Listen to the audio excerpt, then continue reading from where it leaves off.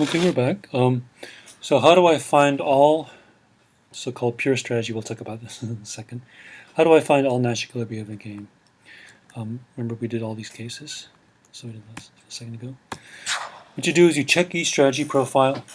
If some person can gain by deviating, given what everyone else does, then the strategy profile is not a Nash equilibrium. So you check each profile, each little element in the table. If some person can gain by deviating, given what everyone else does, then the strategy profile is not a Nash equilibrium, or sometimes you use the abbreviation NE.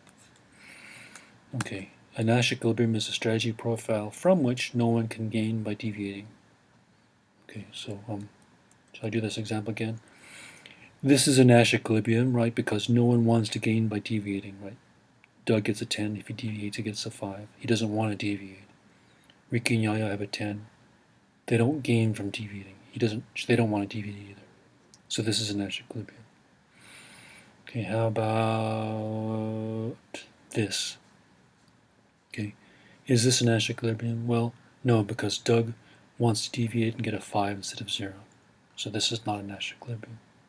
How about this one? This is not a Nash equilibrium because who wants to deviate from here? Well, Rico, Yaya have a 5. If they change, they can get a 10. Right? So they want to deviate. Therefore, this is not a Nash equilibrium. How about this? From here, who wants to deviate? Doug can deviate and get a 10 instead of a 5. So he wants to deviate. So therefore, this is not a Nash equilibrium.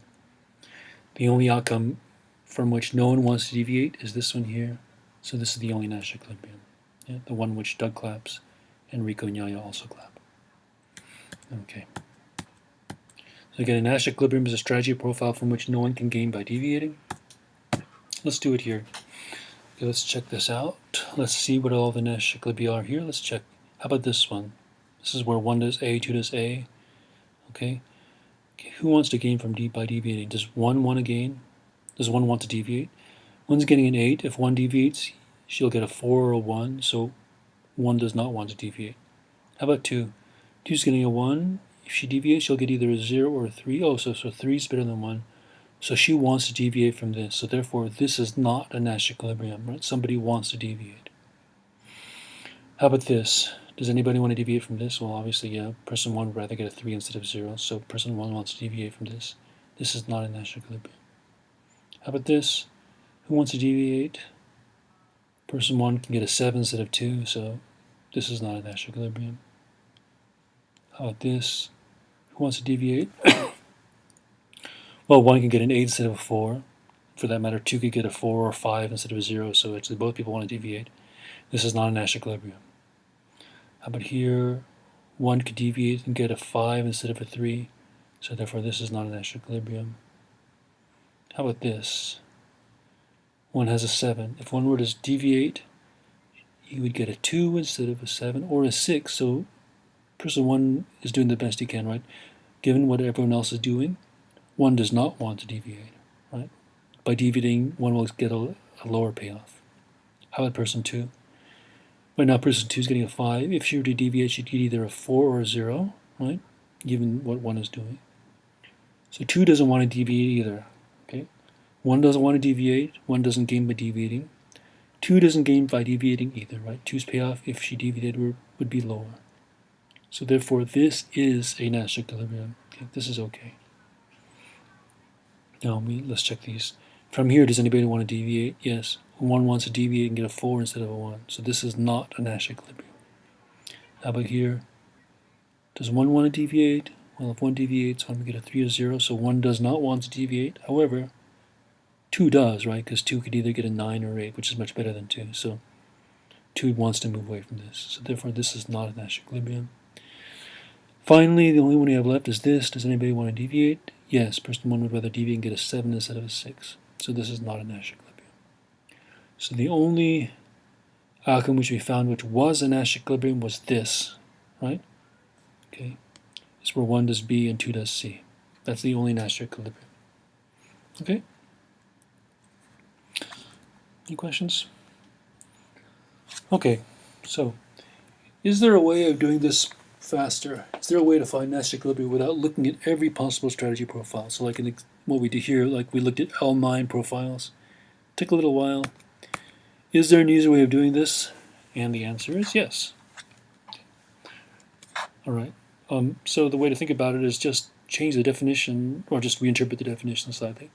So this is the original definition. A given strategy profile is a Nash equilibrium if no person wants to choose some other strategy or deviate, given what everyone else does. So a Nash equilibrium is a strategy profile from which no one wants to deviate.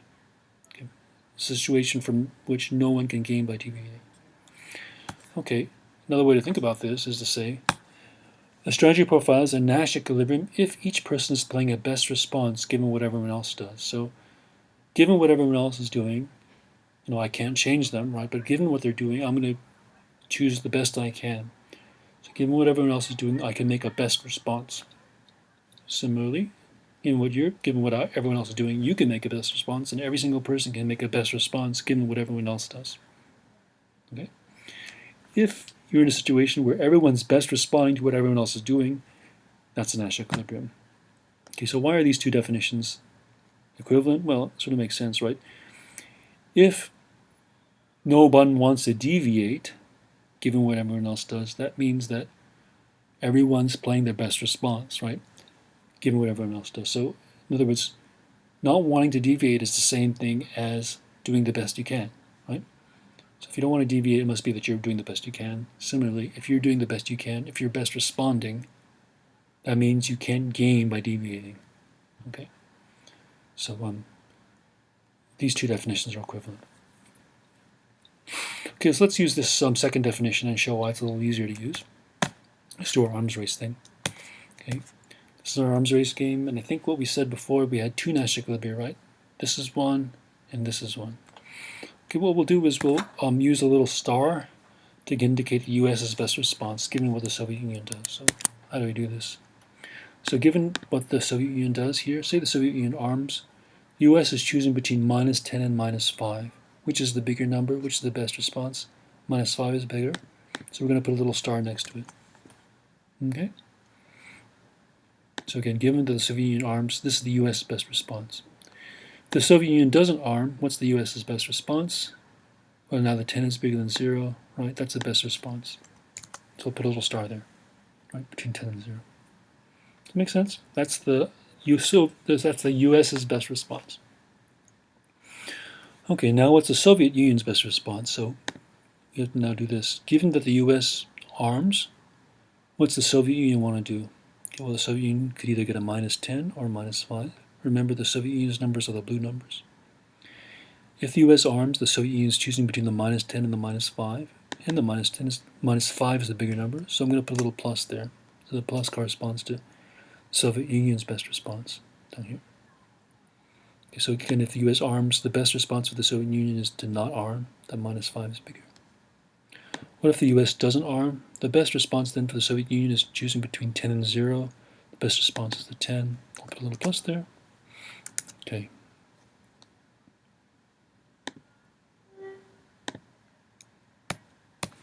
So what we have is this. We put our stars and pluses in.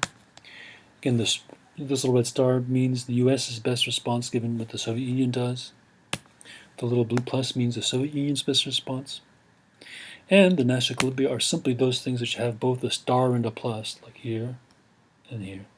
Those are our two Nash equilibria. Again, the first is where the U.S. doesn't arm and the Soviet Union arms. That's this one. And the second was where the U.S. arms and the Soviet Union does. That's this one. So the U.S. arms and the Soviet Union doesn't. That's this one. Okay. So with our stars and pluses, it's a little faster. Okay. So let's just do lots of examples of this. How about giving presents? Again, this is our game. Okay. So if Beatrice doesn't give a present, what's Arnold's best response? What's the biggest number, 0 or -1? Well, 0 is bigger. A little star there.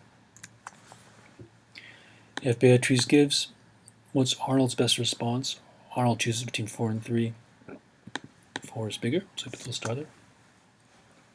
That's Arnold's best response. If Arnold now doesn't give a present, what's Beatrice's best response? Now we're going to do the pluses. Well, Beatrice chooses between this 0 and a -1. 0 is bigger than -1, so that's Beatrice's best response. If Arnold gives a present, What's Beatrice's best response? She chooses between the 4 and the 3. 4 is bigger. Just put a little plus there. Okay.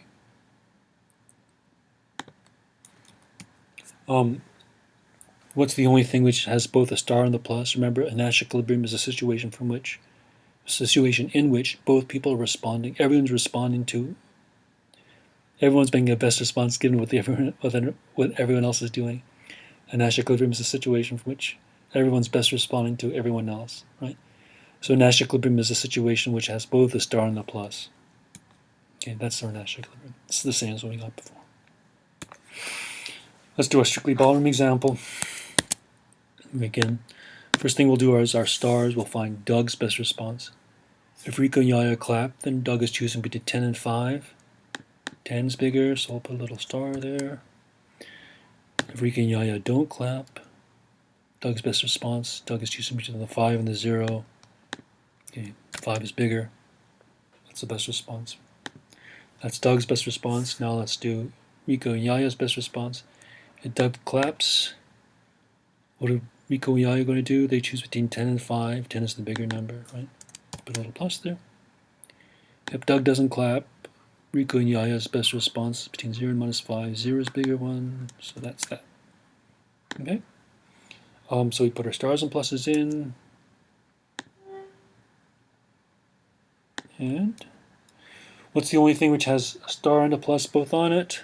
Okay, it's this one here, where they both clap. Okay. All right, so again, this is a little bit faster. How it fashioned? No, this is a slightly, I guess it's the same version. We have slightly different numbers from before. This is our Gucci pod example. Let's find a Nash equilibrium here using our stars and pluses.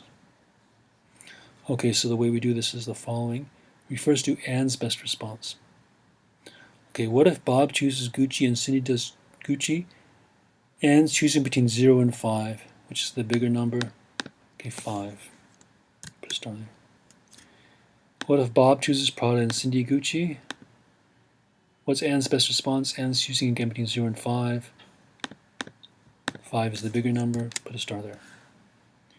If Bob chooses Gucci and Cindy does Prada, what's Anne choosing? What will Anne do? Anne's choosing between 0 and 5 again.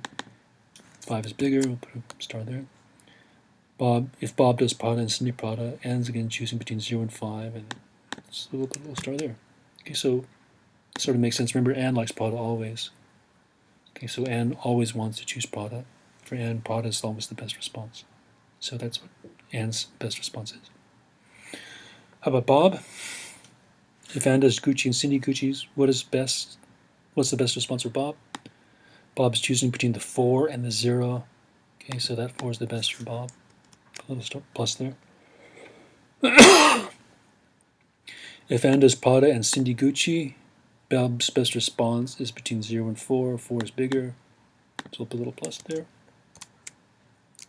If Anne does Gucci, Cindy Prada, Bob is choosing between Gucci and Prada, so it's between the 4 and the 0. Right? If Anne does Gucci, Cindy Prada, Bob's choosing between this 4 and the 0. 4 is bigger, so we'll put a little plus there.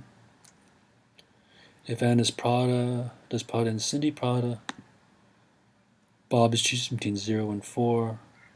4 is bigger, so that's Bob's best response. And you can kind of see, remember, Bob wants to be like Anne, so Bob's best response is always to do what Anne does, right? If Anne does Gucci, Bob wants to do Gucci. If Anne does Prada, Bob wants to do Prada, etc. Okay, so that's Bob's best response. Finally, we have to do Cindy's best response, and I'm going to use a little caret here. So how do we do this? If Anne does Gucci and Bob does Gucci, Cindy chooses between this 0 and this 6, right? Cindy's choosing the table, remember? So Cindy's choosing between 0 and 6. 6 is bigger, so I'm going to put a little caret there. Okay. How about this? If Anne does Gucci and Bob does Prada, Cindy's choosing between this 2 and this 2. Remember, Cindy doesn't like to be doing the same things as other people. In this case, she'd be stuck being the same as one person regardless, right? If she does Gucci, she'll be doing the same thing as Anne, and if she does Prada, she'll be doing the same thing as Bob, so she doesn't really like either one. So she's choosing between the 2 and the 2, both tie. So these are both best responses. Okay, this is tie. They both tie for first place. They're both best responses. What if Anne does Prada and Bob does Gucci? Cindy's choosing between this 2 and this 2 here, right? The 2 here and this 2. Again, they're both tied for first place. They're both best responses. Okay.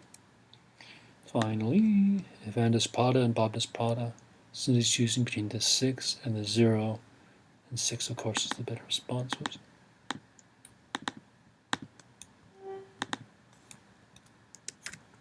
Okay. All right. These are the best responses. And what does it look like? Okay. A Nash equilibrium is, again, a situation from which each person is best responding given what everyone else does. So the only thing which has a star plus and a caret, in other words, it's the best response for everyone, is where Anne does Prada, Bob does Prada, and Cindy Gucci. So we're down here. Okay. That's the only Nash equilibrium where Anne does Prada, Bob does Prada, Cindy does Gucci. Okay? Okay, let's do this one. Okay, there's stars and pluses. We did this before using elimination. Now, before by checking each single outcome if it were a Nash equilibrium. Now let's do our stars and pluses.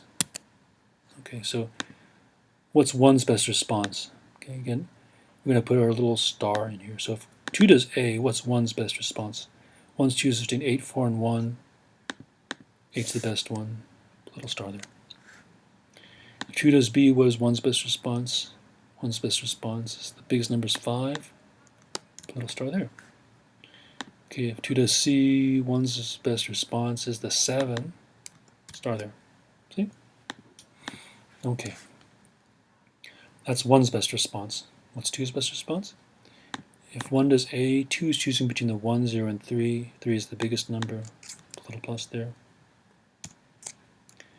If 1 does B, 2 is choosing between 0, 4, and 5. 5 is the best one.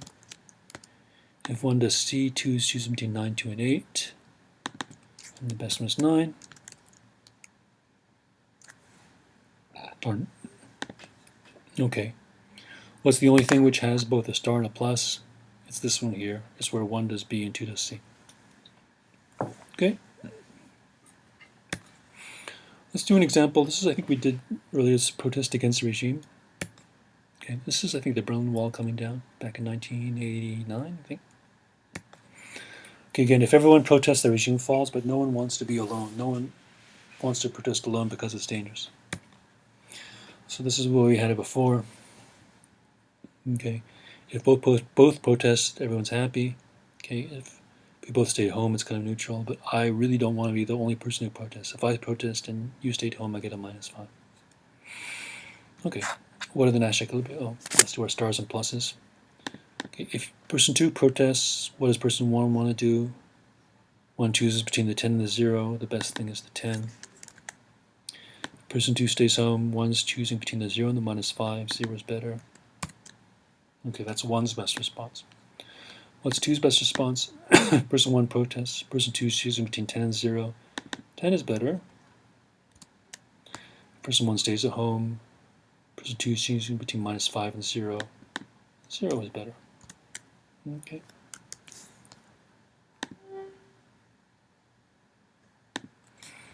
Okay.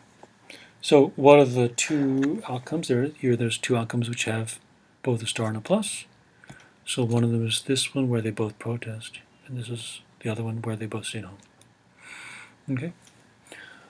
Sometimes people say, hey, look, there's 2 Nash equilibria here. They're both stable situations, right?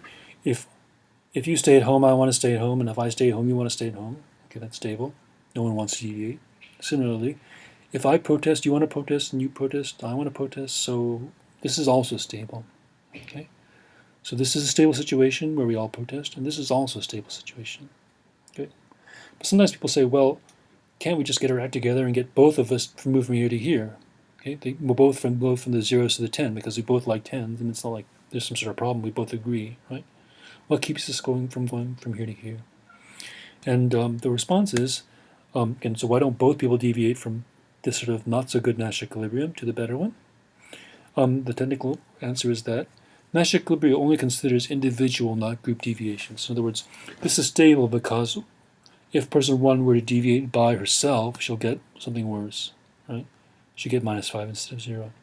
Person 2, if person 2 did deviate, she would get -5 instead of 0. So it's stable in the sense of individual deviations, right? So Nash equilibrium only considers individual deviations. Okay, that's sort of the way of thinking about it technically. And there's a substantive way to think about it too, which is a deviation by an individual is much easier, right? Anybody could just pick up and go and leave home. But a deviation by two people from going from here to here is harder, right? You have to call each other up and plan it. And then imagine if you have like 1,000,000 people or something, then it actually becomes really difficult. Okay, so in some sense, if we think about group deviations, we have to think about how difficult they are. So under Nash equilibrium, we simply say, well, we're just going to think about individual deviations because those are the easiest ones to happen. Anybody could just leave a demonstration by themselves. Okay. Let's do our big question number 3. Why is it difficult to overthrow a regime even if it is widely hated? Okay, so again, this is our example of a protest against a regime. Okay. And let's just put our little stars, pluses in again. We have this. This is just imitating from what we just did.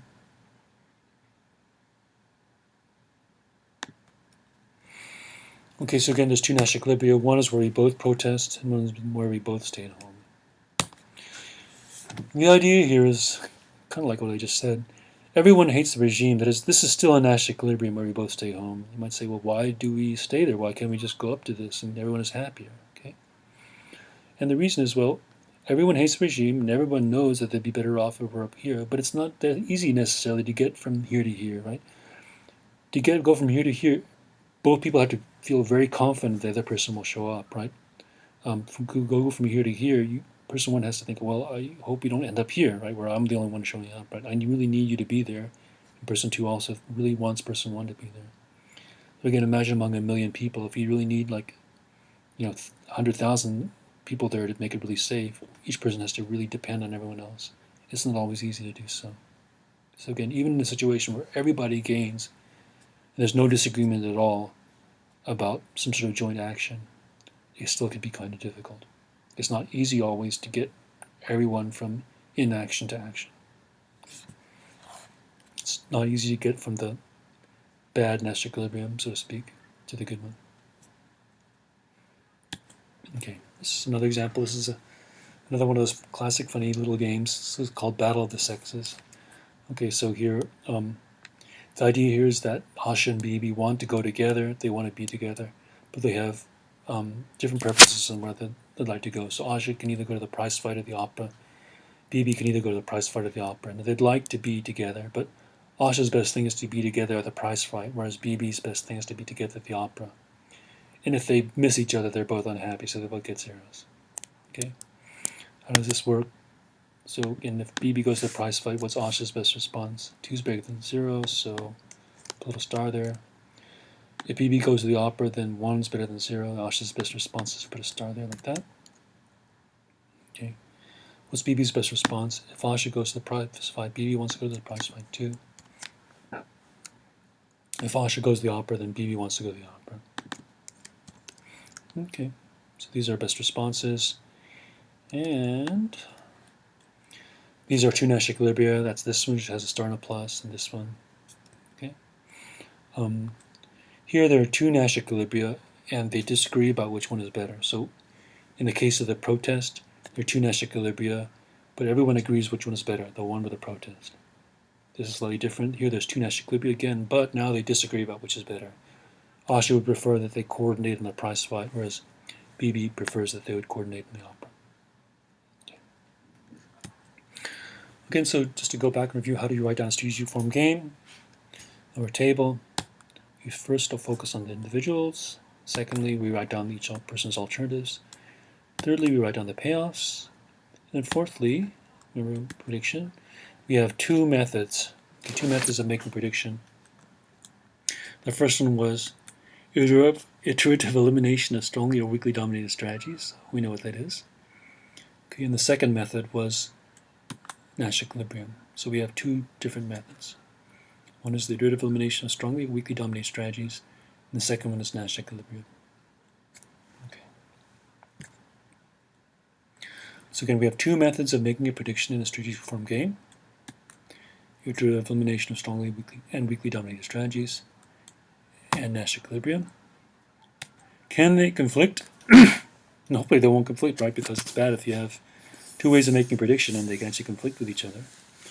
And the answer is, well, they don't conflict if you do strong domination, but sometimes they will conflict for a week. And actually, they'll see this in the homework. Okay, so in other words, if you eliminate strongly dominated strategies, you'll always be safe in some sense. But if you eliminate weakly dominated strategies, you might get rid of some Nash equilibrium. Okay, so when you iteratively eliminate strongly dominated strategies, you never eliminate Nash equilibria. Okay, so in that sense, it's always safe to go for strongly dominated strategies. However, if you iteratively eliminate weakly dominated strategies, you sometimes eliminate Nash equilibrium. So you have to be careful, or at least kind of cognizant and know what you're doing. So there can be a little bit of conflict between these two methods. Remember, another problem with the weak domination was it depends on the order of domination. Remember that? So some people really don't like iterative elimination of weakly dominated strategies for both of these reasons, because it introduces arbitrariness and also gets rid of Nash equilibria sometimes. So some people really don't like iterative elimination of weakly dominated strategies. So it kind of depends what you think. I think it's okay sometimes. But anyway, the upshot is if you eliminate strongly dominated strategies, you're always safe. The order doesn't matter, and also you never get rid of Nash equilibria. Okay, let me give you an example of this. So here's an example of ties. Simple 2x2 game. If 2 does A, what's 1's best response? Well, 1 can either play 8 or 8, right? So either one's the best response, so we'll put a star in both. Okay, they tie for first place. If 2 does B, what's 1's best response? What's 5? Okay. That's 1's best response. What's 2's best response? If 1 does A, 2's best response is 2 chooses between the 1 and the 0, so 2 chooses the 1. And if 1 does B, 2 chooses between 6 and the 6, and both tie for first place. Okay. So let's see, what do we have here? Well, we actually see now 3 Nash equilibria, right? We have 3 things which have both a star and the plus. We have 1A, 2A, this, 1B, 2A, which is this, and 1B, 2B. Okay.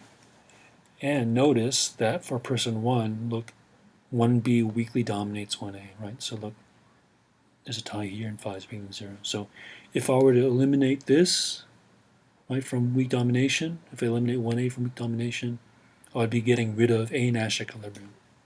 Okay, so there's a conflict a little bit between these two ideas.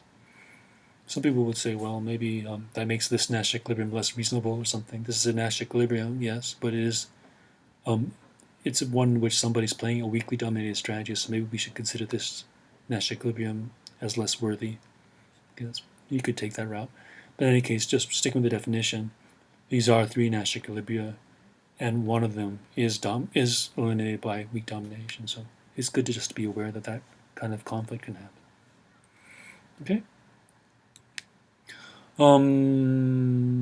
Let's do this one. And then I guess we'll quit. So, one of our big questions is how can a single person create large social change? So, we just earlier did this question of why is it possible that a regime can exist even though everyone hates it? It's because it's hard to get everyone going.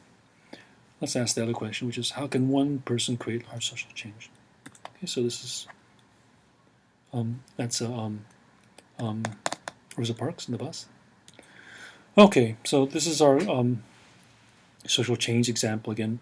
Both of us would be happy if we get 10s, right? And if we protest. If we stayed home, we both get 0, but you really get something bad if you're the only person who protests. Okay, so what are our Nash equilibria here? Person 2 protests, the best response. Person 1 chooses 10 and 0. 10's better. Okay, if person 2 stays home, person 1 choosing the 0 and minus 100. 0 is better. That's 1's best response. If person 1 protests, person 2 is choosing between the 10 and the 0. 10's better. Person 1 stays at home, person 2 is choosing between minus 100 and the 0. The 0 is better. Okay, so what do we have? The two Nash equilibria are what? Both protesting and both staying home. Okay. Kind of like what we said before, how do I move from this not so good Nash equilibrium to this good one? Okay. Well, say that person 1 gets courageous or reckless, so her minus 100 changes to 1. Okay. So remember, before we had this as a minus 100. Okay, so remember, before if person 1 protests alone, she'll get a minus 100 here. Now person 1 is really reckless, she gets a 1 instead of a minus 100. We changed this one payout. Okay, let's find Nash equilibrium now. Person 2 protests, 1 chooses between 10 and 0. That's a star there. If person 2 stays home, person 1 chooses between 1 and 0, and there's a 1. Okay, 1 is better than 0. That's 1's best response. What's 2's best response? If 1 protests, 2 wants to either get 10 or 0, so 10 is better. Person 1 stays at home, person 2 chooses between 0 and a minus 100, 0 is better. Okay.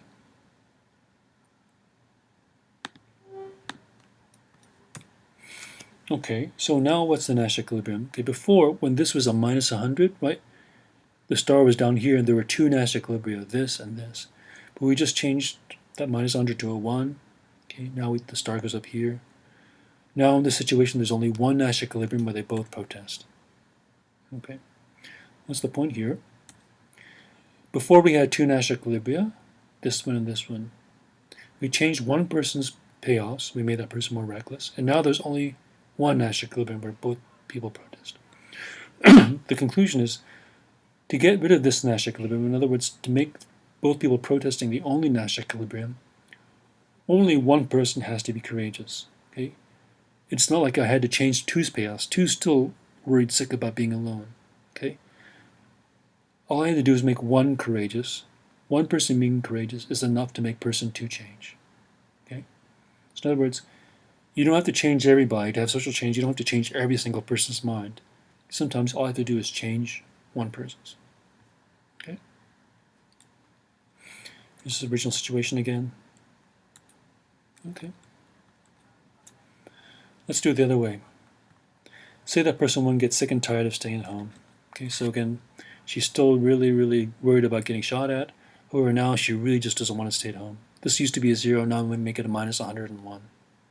Okay, I just changed person 1's payoffs. I don't change person 2's. Again, what's the Nash equilibria? Okay, person 1's best response. Person 1 chooses to the 10 and the minus 101. Okay, of course 10 is better. Person 2 stays at home. Now what's the best response? Now minus 100 is the best response. Right? She really doesn't want to stay at home. She's sick and tired of it. What's 2's best response? Person 1 protests. Person 2 wants to protest. Person 1 stays home. Person 2 wants to stay home. Okay. Now this time we didn't make person 1 courageous or reckless. Rather, we made it so that she really just doesn't want to stay at home anymore. She's sick and tired of living this kind of life. She just wants to take some action. Again, we only changed one person's payoff, and now we only have one Nash equilibrium. This is no longer a Nash equilibrium. Now the only Nash equilibrium is where they both protest. Okay. The idea is to make this Nash equilibrium the only one, to make it so that people are going to protest. I only had to change one person's payoff. I didn't have to change everybody's. Right? You don't have to make everybody suddenly love protest. All I had to do is make person 1 really mad really sick and tired of staying home. Okay? To make a protest happen, you don't have to change everybody. Sometimes you just have to change one person.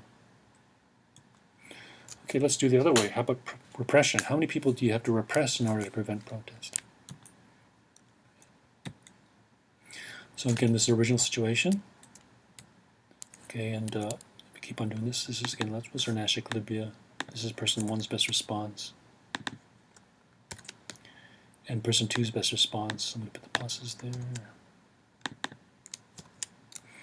Okay.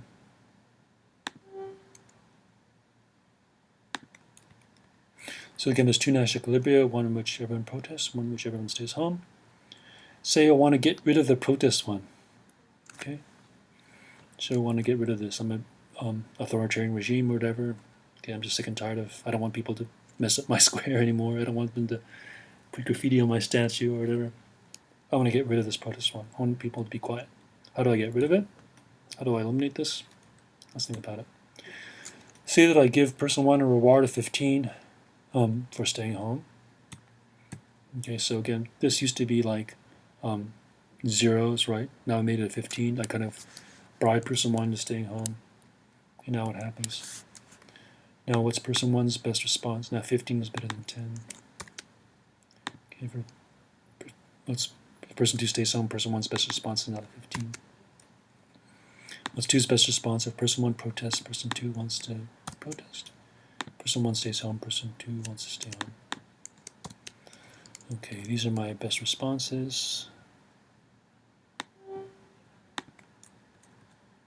Okay, now what's the only Nash equilibrium? The only Nash equilibrium now is this, where there's a star and a plus, and both people stay home.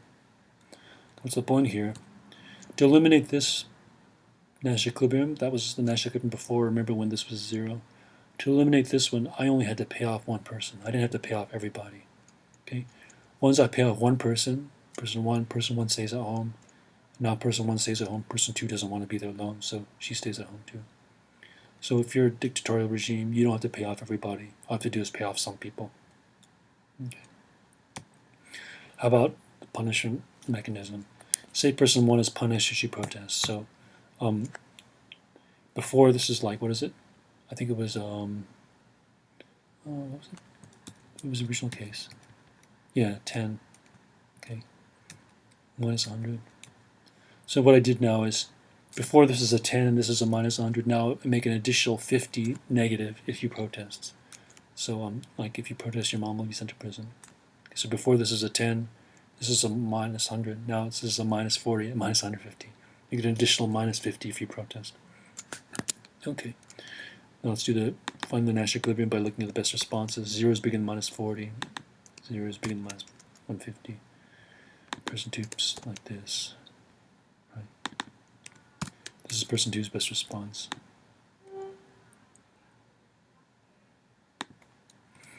Okay. Again, we changed person 1's payoffs. Now person 1 wants to stay at home all the time, given that 2 wants to stay at home. The only Nash equilibrium is this one. There used to be a Nash equilibrium here, but we got rid of it by doing the punishment. Okay, they both stay at home. In other words, to eliminate the protest Nash equilibrium, you only have to threaten one person. You don't have to threaten every single person. You just have to threaten one of them. And then once that person doesn't show up, no one else wants to show up either. Okay, I think this is it. Let's see. Yeah. Okay, yeah, I think this is it. So you should be ready for the homework now. So the homework asks you to find in games which we did last week in this homework 1. Homework 2 asks you to analyze those games and make predictions using iterative elimination and dominated strategies, both strong and weak. That's one method. And the second method is Nash equilibrium. Okay, so you're going to use these two methods to make a prediction in these games. Okay.